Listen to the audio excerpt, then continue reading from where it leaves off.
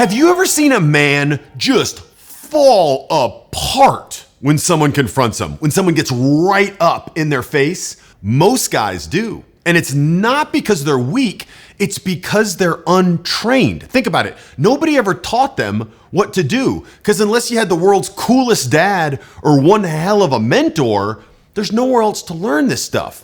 And I'm tired of seeing good dudes get run over, so I'm here to teach it to you. Here's how to handle that pressure so calmly that the other guy ends up looking unstable and you look untouchable. You're at a family barbecue. Your uncle's had a couple pops and starts getting loud about politics. What else? Some people have the ability within one sentence to transition any conversational topic into politics. His voice is raising. His gestures are getting bigger. He's leaning into you, trying to pull you into the fight. Your whole family's watching. You're gonna feel your body and brain tell you he's wrong. Don't back down. Put this annoying guy in place. The problem is that's the opposite of the move that you want to do. The move is counterintuitively the opposite of what he's doing. You're going to drop your energy down to almost zero. It's going to contrast everything that he's doing with all of your communication. Relax your shoulders, because a lot of times you'll feel when you get stressed, your shoulders come up. He's at a 9. He's at a fever pitch. You're down here at a 2. You speak softly, but firmly. You move slower. You got all the time in the world, right? He's working hard. He's burning energy. He's red in the face. You look like you can barely be bothered. You just got woken up from a nap. It just doesn't matter to you. And here's what's actually going on under the surface from a human psychology standpoint. Primates display dominance through this big explosive energy. Think of the chimpanzee beating his chest, loud vocalizations, rapid, intense movements. What do you think about that? Why are you always doing this? You think about it. It's just the way that people are. And subordinates and competitors, they usually do one of two things. They either shrink down or they try to match the energy, right? Submission or fight back, which is the challenge. But there's actually a third option that's not intuitive, but it's the clear winner in this situation. You just stay calm. You're above it all. It's da-da-da-da-da. It doesn't even matter to you. And when you react like this, it signals something much more dangerous and high status, that you're not even regarding them as a threat. The threat isn't even registering to you, and that's the ultimate flex. Their tantrum doesn't even move your needle. You'll see professional FBI negotiators who specialize in hostage negotiations. They use this. Think about it. Someone screaming in the phone. They actually speak slower and more quiet than normal. And everyone watching this, your aunt, your cousin, the neighbor, they're subconsciously doing this calculation in their head as they're watching this saga unfold. Who's in control here? And the obvious answer is that the guy losing his mind, turning red in the face, or the guy sipping his drink, acting like nothing is happening. Now, this is your family barbecue. Uncle Bob getting upset at you because you don't agree with his stance on Trump. Not exactly career ending, but what if this goes down anywhere outside of your family? I just use that as a common example. A client dinner where someone challenges you in front of the table. A networking event where someone tries to intentionally make you look small. The golf course, the bar. Everyone watching will remember that moment for months and maybe years. Not as that guy got heated. They remember it as he tried to dominate you and you didn't even blink. That's called social capital. 6 months later, when you need a reference, an introduction, a favor, they're gonna be willing to do it for you because they remember you as a solid dude. It's just a simple term for a man who has status. And as a man, status determines everything. How much money you make, you go to the same interview, you got the same qualifications as another guy, you're sending off these little different status signals. Everyone in the room can feel it. The guy who has been taught high and low status signals, he's gonna walk out with the job, he's gonna walk out with more money. Why? After the interview, what do they say? No, he just feels like a natural leader. You know, that guy's just got it. And sometimes it's the guy with less talent, less education, less skill, but he knows these little signals. He's had a chance to learn them. Status overrides everything. I'll put a link to a video where I walk through how status works and how you can engineer your own below this video. Scene 2. You're at a dinner with a friend who's invited some other friends, but you've never met him before, and one of them just coming in hot. They've got it for you. You can just tell for whatever reason, they don't have the highest respect for you. They're talking over you. Maybe they're a little dismissive of your ideas. And now you need to reestablish that you're not that fool to mess with. It's all about something that I call the interaction equilibrium. And what that means is in any interaction, there's always one person that's responding to the other person more, the person that has higher perceived status, and it's shared between both people. It's just the reality of social interaction. And you always want to be at least equal to the other person, no matter who it is, if not erring a little bit on the side that you're a little bit higher. So basically, it just means if the other person thinks that they're cooler than you and they think you're someone not to be respected, you need to check them and put them in the place, bring them back down on that equilibrium. There's a lot of different ways to do this, and it's actually quite fun once you know how. But the one I'm going to teach you today is you're going to respond by taking up physical space. You're physically going to actually spread out, right? Your phone on the table, you're going to throw it a little bit more into their space. You're going to loosen up your body language. Maybe your arm is a little bit in their space. Maybe you take your jacket off and you throw it off and it's draping into their space. Everyone actually has kind of a radar in their head, and it's amazing how accurate this is. When someone's in their space, people realize it, right? You're putting your menu in their space just a little bit. Now, this may seem like a small thing, but it is not. You're basically saying to them, you're sub-communicating to them, okay, all these things that you've been doing, I see it differently. I'm not the guy to mess with. You definitely don't have higher status than me. And even though it may seem like a little thing, people get in line. When someone's doing all that, when everyone sees a guy talking down to you and you don't push back, most people are going to shrink down and get even smaller. They're going to bring their stuff in a tiny layer, put their phone in their pocket. Hey, sorry, can I put this menu here? And they're sub-communicating that the initial read of the other person who's not respecting them was right? They're saying this is basically what I deserve. You're agreeing with that unless you push back. We're on the same page here. You are above me. And when you do this, it doesn't take much to push back. And you don't verbalize it. You don't say, listen, man, why are you talking down to me? Why are you making fun of me? Do you think you're better than me? That's incredibly low status to actually verbally communicate that. You don't do that. All you need is these little things, and they're gonna get it. It's a subconscious thing.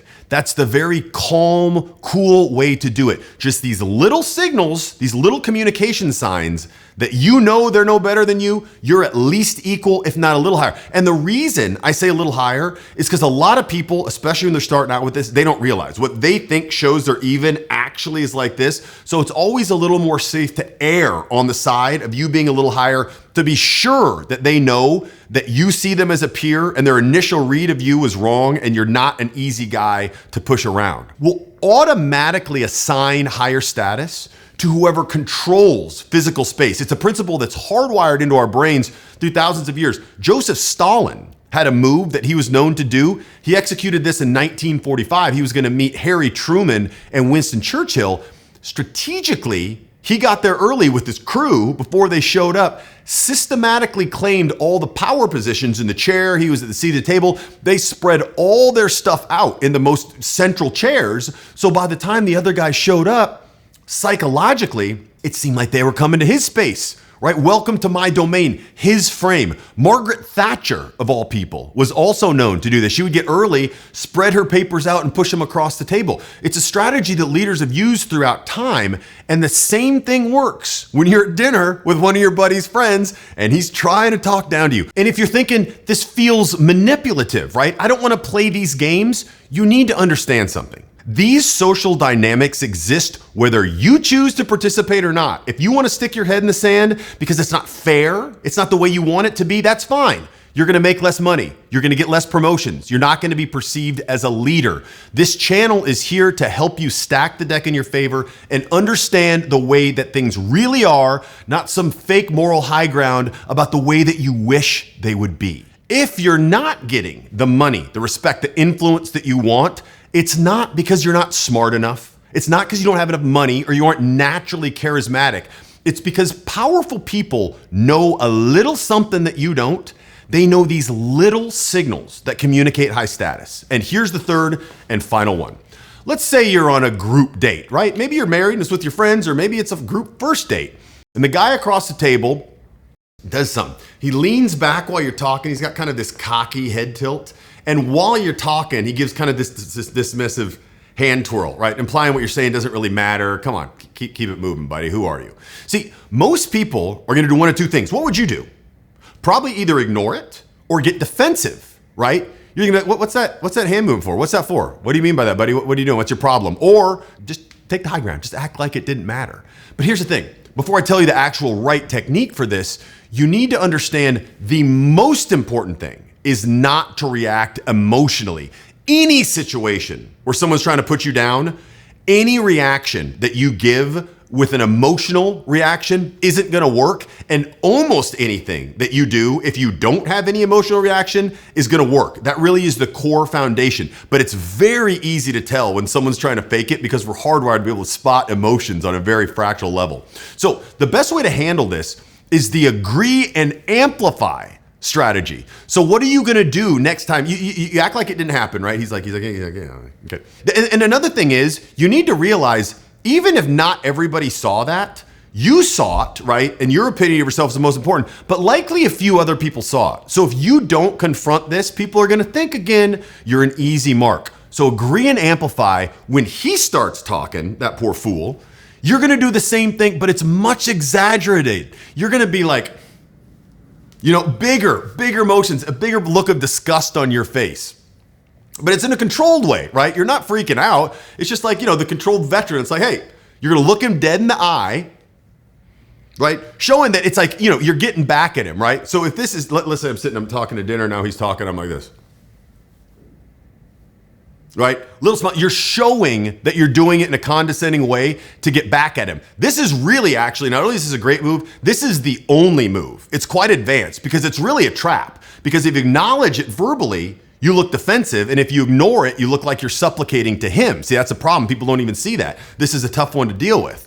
And so you might be thinking, what if he calls you out? What if he says, are you mocking me? Are you making fun of me? You just won the game because now he did what we talked about you can't do. He verbalized it. Now he seems defensive, right? But you need to address this and just, you can't ignore it. I mean, one move actually is, I don't like this one as much. You'd be like, I don't even know, what are you talking about, man? I don't know. But that's not good to your integrity because you do know you were doing something. So I always think you need to stay true to yourself. So what I would do in this situation, let's say I'm doing this to you. And he says, what are you doing, man? What are you calling me out? Just, no. I saw you making that motion a while ago. I thought that was cool. I just wanted to use it again. I'm actually going to use that, man. I appreciate that.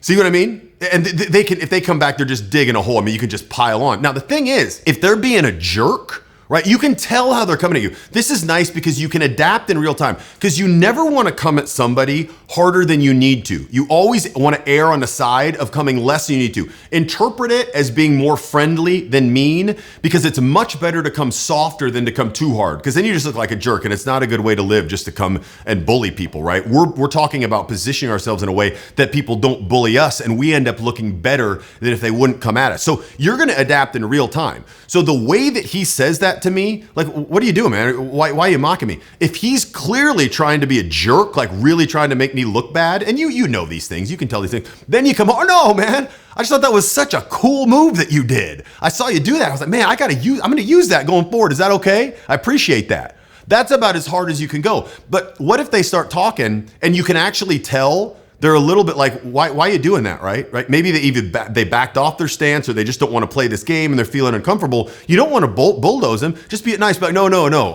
You were doing that a few minutes ago and I thought that was kind of cool, so I was going to do that.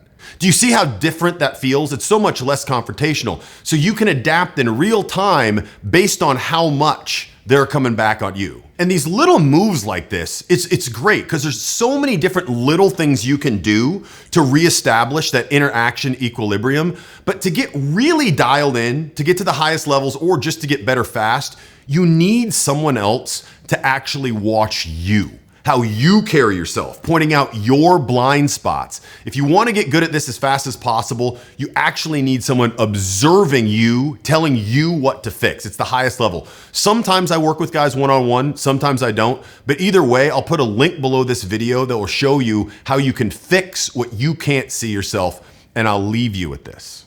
As a man, how you carry yourself in a confrontation is the ground that you stand on. One man stands on a solid rock and the other sinks in shifting sands. Position yourself accordingly.